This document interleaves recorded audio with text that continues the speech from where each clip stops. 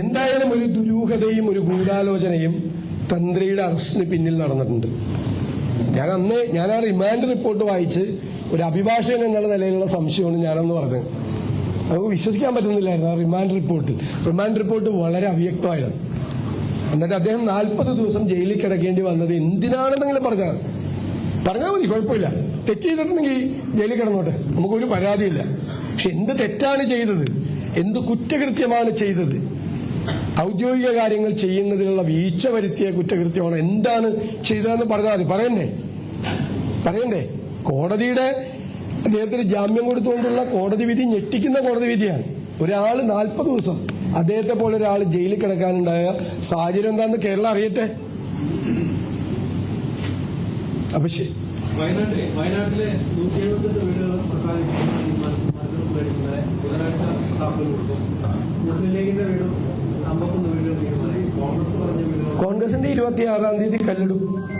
ഞങ്ങൾ സ്ഥലം വാങ്ങിച്ചതും അത് നിങ്ങളോട് അവിടെ നിങ്ങൾ വിളിച്ച് അന്വേഷിച്ചു നോക്കുക. അവിടെ ഞാൻ മാധ്യമങ്ങളെല്ലാം വന്നിരുന്നല്ലോ, ഞാൻ അവിടെ ആ സ്ഥലം സന്ദർശിച്ചിരുന്നല്ലോ. നിങ്ങൾ അറിഞ്ഞില്ലാത്തതിന് ഞാൻ എന്ത് ചെയ്യാൻ പറ്റും? അല്ല, ചടങ്ങിലേക്ക് സ്വാഗതം, നിങ്ങൾക്ക് അവിടെ വരാം. അവിടുത്തെ വയനാട്ടിലെ മാധ്യമ പ്രവർത്തകരെയും കൊണ്ടുപോയി ഞാൻ അവിടെ വെച്ചിട്ടാണ് ബൈറ്റ് കൊടുത്തത്, സ്ഥലത്ത് വെച്ചിട്ട്.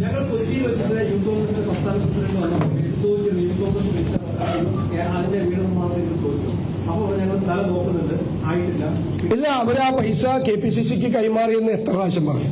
വെറുതെ നിങ്ങൾ ഈ നുണപ്രചരണം നടത്തുന്നതിന്റെ ഭാഗമായിട്ട് ചെയ്യാണ്. ഒറ്റ കാര്യം, 1 വർഷം എടുത്തു സർക്കാർ സ്ഥലം എടുക്കാൻ വേണ്ടി. 1 വർഷം. എന്നിട്ട് പ്ലാന്റേഷൻ ഭൂമിക്ക് എക്സംഷൻ കൊടുത്തു.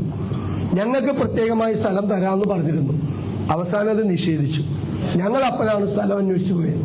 സർക്കാർ 1 വർഷം സ്ഥലം എടുക്കാൻ പോയപ്പോൾ ഞങ്ങൾ 4 മാസം കൊണ്ട് സ്ഥലം എടുത്തു. 4 മാസം കൊണ്ട്.